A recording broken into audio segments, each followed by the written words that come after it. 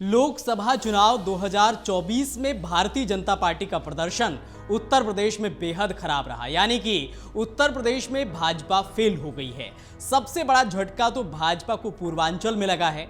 12 में से 2 सीटों पर भारतीय जनता पार्टी को करारी हार का सामना करना पड़ा है। कुछ चुनावी ज्ञानियों का यह कहना है कि ठाकुरों की नाराजगी और प्रत्याशियों की चयन में गलती की वजह से भारतीय जनता पार्टी पूर्वांचल में साफ हो गई है। भारतीय जनता पार्टी की पूर्वांचल में सफाई का सबसे बड़ा कारण कुंडा से विधायक और जनसत्ता दल लोकतांत्रिक के अध्यक्ष रघुराज प्रताप सिंह उर्फ राजा भैया हैं। कहा जाता है कि राजा भैया जैसा चाहते हैं बिल्कुल वैसा ही होता है। जिस पार्टी के साथ राजा भैया खड़े हो जाते हैं उसी पार्टी की जीत निश्चित हो जाती है। इन सब के बीच भारतीय जनता पार्टी के लिए सबसे बड़ी चुनौती होगी 2027 के विधानसभा चुनाव। इस बात की चर्चा पूरे प्रदेश में चल रही है कि समाजवादी पार्टी यदि मजबूत बनी रही तो 2027 के उत्तर प्रदेश विधानसभा चुनाव में राजा भैया सपा का समर्थन कर सकते हैं। पूर्वांचल में लोकसभा चुनाव के नतीजों में बीजेपी के निराशाजनक प्रदर्शन की कई वजहें बताई जा रही हैं। कोई ठाकुरों की नाराजगी बता रहा है तो कोई नेताओं का आत्मविश्वास। वहीं कई लोग प्रत्याशियों के चयन में गलती को बीजेपी की हार का कारण बता रहे हैं। हालांकि इन सब के बीच कुंडा से बाहुबली विधायक और जनसत्ता दल लोकतांत्रिक के मुखिया रघुराज प्रताप सिंह उर्फ राजा भैया की पार्टी की तरफ से एक बड़ा बयान सामने आया है।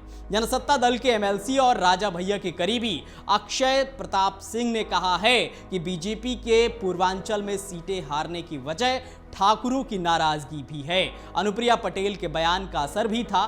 कुछ लोगों ने बयान दिया कि राजा ईवीएम से पैदा होता है, उससे नाराजगी थी क्योंकि बयान टारगेट करके दिया गया था।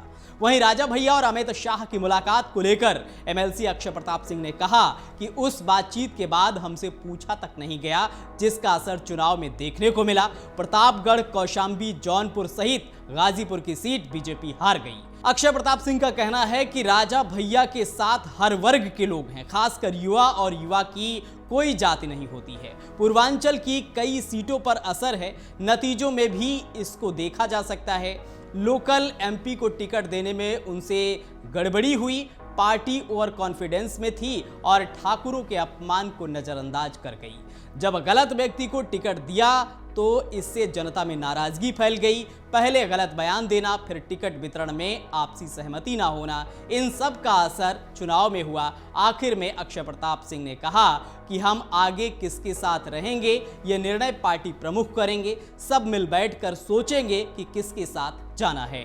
बता दें कि यूपी की 80 सीटों में से सपा ने 37 पर जीत दर्ज की है, जबकि बीजेपी को 33 सीटें मिली हैं। वहीं कांग्रेस को 6 सीटें मिली हैं। RLD 2 seat, Azad Samaj party और अपना दल एस को 1-1 सीट हासिल हुई है। मायावती की पार्टी बसपा का इस चुनाव में खाता भी नहीं खुला है। कुल मिलाकर लोकसभा चुनाव 2024 में राजा भैया के रुख को देखने के बाद यह अंदाजा लगाया जा रहा है कि 2027 में वह अखिलेश यादव के साथ आएंगे, और अगर अखिलेश यादव और राजा भैया साथ आ जाते हैं तो भारतीय जनता पार्टी इसको कैसे रोक पाएगी ये तो समय ही बताएगा। अगर आप ये वीडियो YouTube पर देख रहे हैं तो हमारे चैनल को सब्सक्राइब करें और बेल आइकन को दबाना ना भूलें। अगर आप Facebook पर ये वीडियो देख रहे हैं तो हमारे पेज को लाइक करें।